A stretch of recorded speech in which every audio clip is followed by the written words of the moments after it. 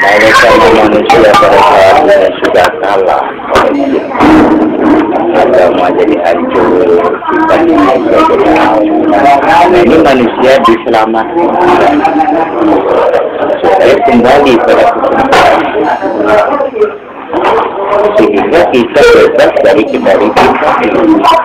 Di mana kita bebas dari kedarikan? Karena kesempurnaan daripada akal pikiran kita kembali kepada kita terus dapat suara tapi sebagainya. Wanita sama halnya pada ini dulu itu hanya untuk nah, kalau kita katakan waktu lagi nggak ada lagi. Nah, kalau itu orang kali ini ini sebagai penyelamat.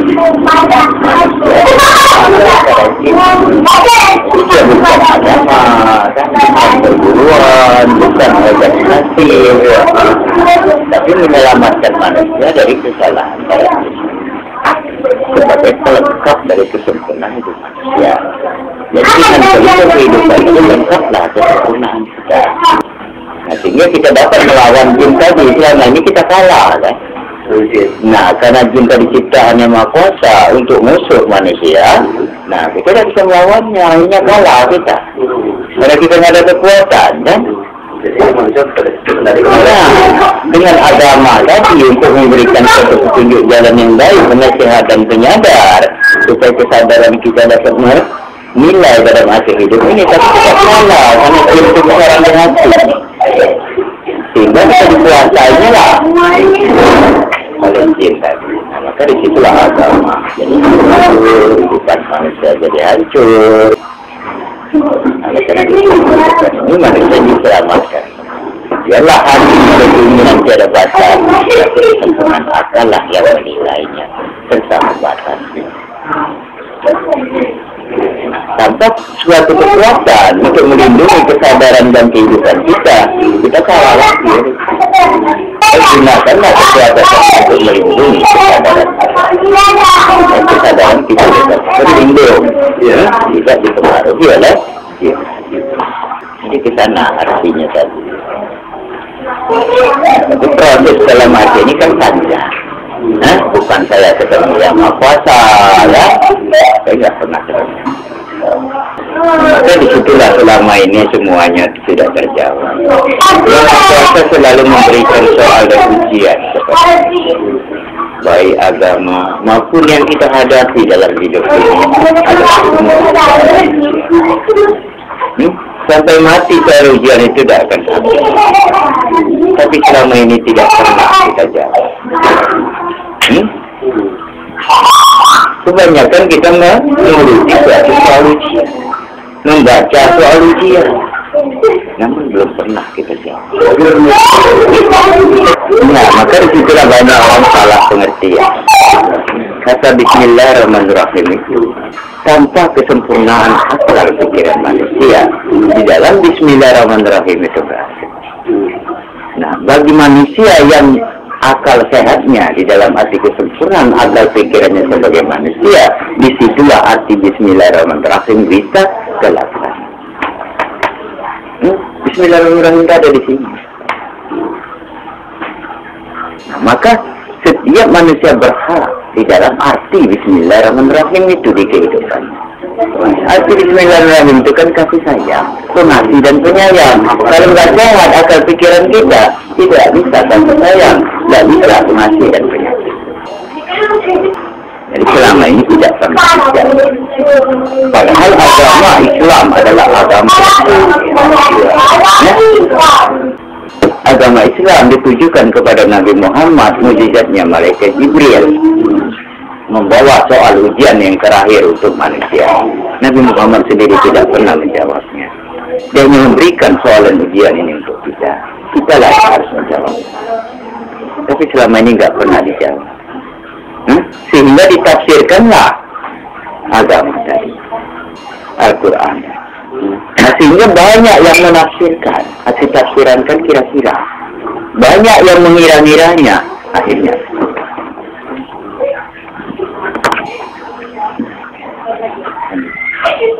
sekarang ini saja bulan 1 sudah banyak jadinya. Hah? Sekarang nggak 1 lagi bulan kan? Padahal bulan yang diciptakan yang Maha Kuasa 1. Kenapa dijadikan 3 dan 4? Ya gimana kalau lebarannya sudah bermacam-macam kan? Hari ini lebaran, besok lebaran, besok lebaran. Padahal hitungan bulan 1. Hitung itu dari siang dan malam kan? Itu namanya tafsiran.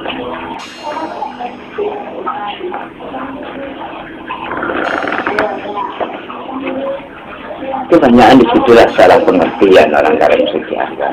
Sebab agama itu ada awal dan ada akhir. Setiap ada awal dan akhir satu tujuan. Iya, iya. Nah ada awal dan akhir kan? Iya. Agama itu. Nah itulah kan pengertiannya tadi, ada awal dan ada akhir. Setiap ada awal dan akhir kan satu tujuan. Nah, setiap satu tujuan satu yang menciptakan. Nah setiap agama ada surga dan nerakanya semua. Nah apa beda surga dan neraka kita dengan agama lain? Padahal tiap surga dan neraka itu hasil perbuatan nyata yang dirasakan. Maka agama itu berhak bagi manusia yang berakal. Surga terletak bagi manusia yang pintar. Itu tidak bisa lepas dari Al-Quran. Ya, maka dalam segi agama, kenapa kita terima kuasa banyak? Semua kan kita ini Maha Kuasa. Yang ada kikatnya maka akan menciptakan. Nah supaya ada artinya bersatu dengan satu tujuan. Contohnya saja kita dalam usaha, bermacam-macam yang kita usahakan itu satu tujuan ya, untuk kehidupan. Bermacam-macam agama kita terima kuasa satu tujuan untuk keselamatan. Nah, kalau kita nggak bersatu, tidak mungkin kita bisa Islam. Karena kita kalah oleh cinta ini, sehingga kita diadu domba. Kita diadu dombanya, karena kita kalah kan? Suruh musuhan. Padahal agama bukan harus dikasihkan, karena itu soal dan ujian. Semua itu dalam arti kata-kata yang tergantung itu semua soal dan ujian. Kenapa kita selalu diberi soal ujian dengan Maha Kuasa? Karena kita diberi akal. Tidak akan ada fungsi akal pikiran tadi tanpa ada soal dan ujian. Contohnya saja dari uduk sudah soal. Uduk untuk mensucikan dia bisa dengan air, bisa dengan debu. Nah, suci datang dari mana? Air dan debu bisa tak mensucikan. Kalau cuci yang kotor bisa dengan air, tapi suci datang dari perbuatan. Nah kalau kita nggak berbuat baik pada sesama manusia, kesucian kita nggak ada. Nah dalam kebaikan hati dan suatu kesucian adalah kebaikan pada sesama manusia. Ingatkanlah kebaikan tadi di dalam sholat 5 waktu sehari semalam. Tapi sholat itu mengingatkan kita supaya jangan lupa kebaikan. Nah setelah ingat bahwa arti sholat tadi dimanapun kita berada, sedetik jangan lupa. Supaya jangan nyimpang dari ibadah kan? Kenapa agama pertama orang menyembah batu? Ya, terakhir dihadapkan ke batu. Apa arti batu dalam agama? Nah, itulah menentukan suatu keimanan daripada agama itu sendiri. Jadi setiap manusia beragama, keimanannya harus seperti batu. Karena batu itu walaupun dia hancur leburkan, tidak akan bisa jadi kue. Nah, ya itulah namanya tadi kan, kiblat itu kan suatu pedoman, tempat dalam keimanan kita. Kalau umur itu nggak ada yang ditentukan, itu tentuan itu hidup pasti nanti. Cuma itu lah. Panjang pendeknya tergantung pada kita. Nah maka di dalam artinya hidup pasti mati, kita diberi agama Islam artinya selamat. Selamatkan, walaupun kita tahu pasti mati, tapi selamatkan. Coba dibeli menghidupannya hanya menyelamatkan manusia. dari kekalahan setan itu tadi dan diberi suatu kekuatan, demi untuk melawan daripada jin. Nggak ada yang lain, karena dalam artinya manusia ini adalah makhluk yang paling sempurna, yang lebih dari segala yang ada makhluk di dunia diciptakan oleh Maha Kuasa. Di mana kelebihan kita ada pada akal pikiran. Nah, maka disitulah dengan terbuka luas akal pikiran kamu, maka terbuka dan luas dunia, masih luas akal diciptakan oleh Maha Kuasa. Maka dunia ini diserahkan oleh Maha Kuasa pada manusia. Hancur dunia karena manusia, jaya dunia karena manusia. Dunia tergantung pada akal pikiran manusia. Kalau akal ini rusak, rusaklah dunia. Nah, maka di pelindung kehidupan nggak ada istilahnya manusia itu diatur dan dikendalikan. Hanya diselamatkan dari kendali daripada jin tadi. Diberi kekuatan untuk melawan jin tadi. Nah, soal akal pikiran tinggal kita yang mengembangkan. Nah, karena di pelindung kehidupan kita harus tidak diatur dan dikendalikan. Yang hidup adalah sadar. Kita hidup gak boleh patuh. Karena kita diberi akal. Jadi kalau yang salah jangan ikuti. Ke arah jalan yang benar lah kita jalani. Namun kebanyakan selama ini orang itu ngotot dalam segi agama tadi, menyatakan agama kita lah yang paling baik. Memang baik, semua agama baik semua. Cuman selama ini kita tidak bisa melaksanakan dengan arti yang sebenarnya. Ini karena kita nggak ngerti kan. Sholat kita bisa tapi nggak ngerti, puasa kita bisa tapi nggak ngerti kan. Nah, haji kita bisa tapi nggak ngerti. Akhirnya ada sah agama kita kan. Kalau kita nggak ngerti. Jadi sesuatu yang sah adalah yang mengerti yang kita yakini tadi.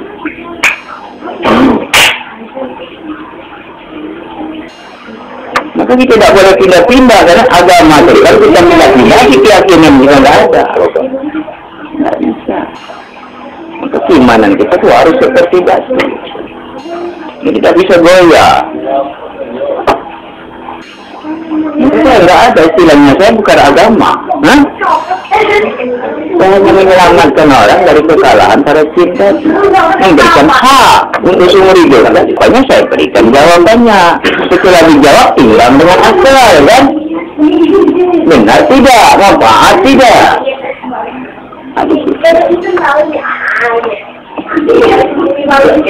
Kalau inti agama itu seluruh daripada agama, intinya adalah petunjuk jalan yang baik, penasehat dan penyadaran.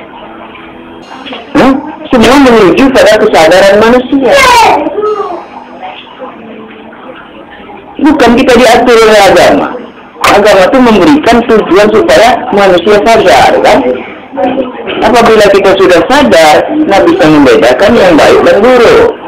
Sehingga kita dapat menyadari yang buruk ditinggalkan, yang baik kita jalani. Di sini. Lalu sekarang ini memang sadar semua, bisa membedakan yang baik dan buruk. Tapi sulit untuk menyadari yang buruk masih dikerjakan. Sebab agama itu bukanlah suatu nyanyian. Bukan. Tapi selama ini lebih banyak agama itu dijadikan nyanyian. Cuman sebatas nyanyian. Kata-kata indah, suatu janji-janji indah. Namun sebatas nyanyian itu semua indah kan? Namun sebatas nyanyian.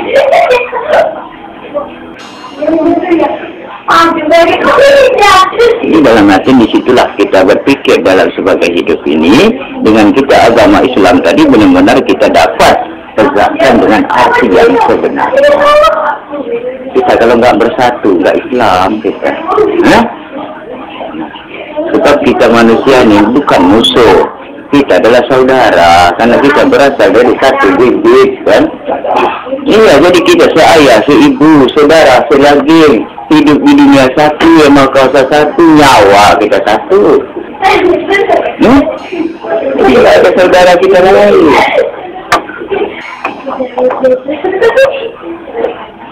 Nah, maka disitulah dengan ada arti dalam kehidupan, itulah suatu jalan Islam yang harus kita capai.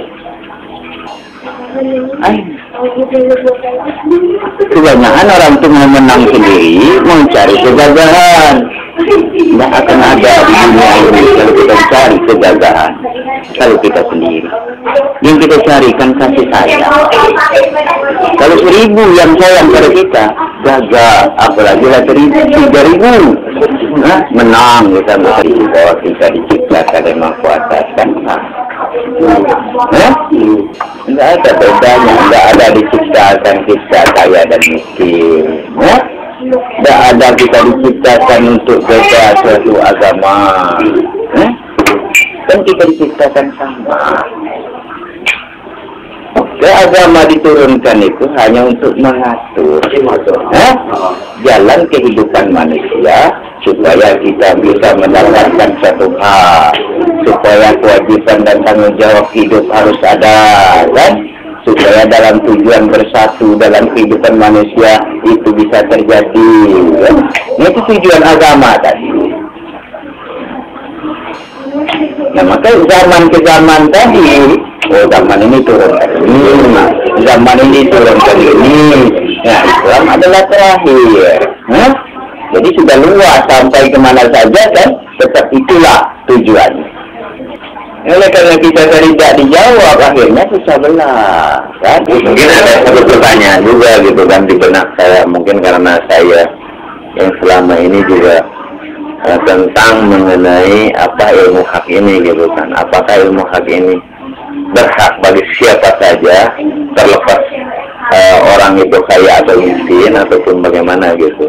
Ini juga hak setiap umat manusia sampai ke yang belum lahir haknya. Hak semua manusia dapat kita selagi manusia juga ada haknya. Tapi ini harus hak didapatkan, haknya ada tapi tinggal keyakinan. Nah, diambil dengan tidak haknya, ini tidak boleh dipaksa. Kita sampaikan, kita jelaskan, yang menanamkan satu keyakinan untuk menambah keyakinannya sampai di mana pengorbanannya tinggi. Nah, baru bisa disahkan. Kalau sudah haknya didapatkan, tidak bisa diganggu juga. Kuncinya ada pada dia sendiri. Yang namanya ilmu itu nggak kelihatan. Tapi kita tidak bisa dari ilmu. Namun sulitnya ilmu itu mahal. Kalau sudah kelihatan bukan ilmu, hasil ilmu. Nah, sebab guna satu ilmu itu untuk membantu di dalam perjuangan hidup ini atau memudahkan dalam satu perjuangan hidup. Ya, karena kita manusianya ada batas kemampuan, kan? Kalau nak menurut keinginan kita yang tidak terbatas, kita kesulitan, kan? Cuman selama ini banyak yakin dengan kata hati. Kalau dengan kata hati yakin benar, padahal hati itu tidak bisa diyakini. Karena hati itu keinginan hidup yang tiada batas, sebagai soal ujian dalam diri. Nah, batasilah dengan akal pikiran, karena kita ada batas kemampuan. Yang berkeinginan bukan kita sendiri. Jadi semua manusia berkeinginan. Bagilah menurut akal pikiran, supaya kita bisa saling membutuhkan, kan? Dengan saling membutuhkan timbullah kasih sayang, baru Bismillahirrahmanirrahim itu nyata pada arti kehidupan kita manusia tadi. Nah, di sini kita jangan terlalu jauh dalam hidup ini. Masa kita terima kuasa khusus untuk melihat yang nyata. Jangan berpikiran kita untuk melihat yang tidak nyata. Akal pikiran kita terima kuasa untuk memikirkan yang nyata, karena kebutuhan hidup kita terima kuasa bibit lahan dan bahan. Nah, kita diberi akal pikiran, olahlah bibit lahan dan bahan ini supaya bisa menjadi kebutuhan hidup. Jadi kebutuhan hidup kita ada pada sesama manusia. Jadi kalau mau minta-mintalah pada manusia, karena kebutuhan kita ada di sana. Kalau menyuruh, suruhlah sesama manusia, karena kita saling membutuhkan. Nah, maka disitulah kita artinya kelebihan dan kekurangan tadi bisa saling menutupi. Tapi selama ini kita tidak pernah bersyukur pada Yang Maha Kuasa. Kita selalu minta pada Yang Maha Kuasa. Sudah minta, kita suruh lagi. Apakah Yang Maha Kuasa itu suruh kita? Nah, kapan kita bersyukur dan mensyukuri dengan segala apa yang diberikan oleh Yang Maha Kuasa pada kita, kan? Padahal semuanya tidak akan ada habisnya. Nah, banyak salah pengertian bahwa doa itu adalah permohonan. Padahal doa itu bukan permohonan, doa itu adalah keinginan. Apa yang menjadi keinginan kita, perjuangkan dan pikirkan. Mudah-mudahan doa kita ada kabulnya. Doa yang dikabulkan dan yang doa sendiri. Kadang-kadang itu yang amin-amin itu. Nah, itulah. Tidak jalan. Nah, tapi kalau doa kita ini tadi, kita doakan kepada sesama manusia dengan tulus dan ikhlas, dan menerimanya juga tulus dan ikhlas, maka doa itu akan kabul. Tapi doa itu hanya menunjang jalan semangat dalam perjuangan hidup. Coba pikir. Kalau kita lapar, minta makan pada Yang Maha Kuasa, tak mungkin sampai tinggal tulang, kita tak bakal dikasih. Kalau kita sakit, minta obati pada Yang Maha Kuasa, tak bakal kita sembuh. Kepada siapa kita minta, selain pada sesama? Jadi jalan kenyataan selama ini, kenapa tidak kita pahami? Inilah kita sebagai manusia itu semua keluarga. Ada bedanya, bukan kita dibedakan oleh agama, tapi kita dibedakan oleh perbuatan. Nah, kalau nggak berbuat kita tidak bisa nilainya. Baru kita dinilai itu karena kita berbuat pada sesama manusia, baru ada nilainya, baik dan buruknya. Karena kita hidup ini berasal dari bibit. Setiap berasal dari bibit yang mati tidak akan pernah berubah.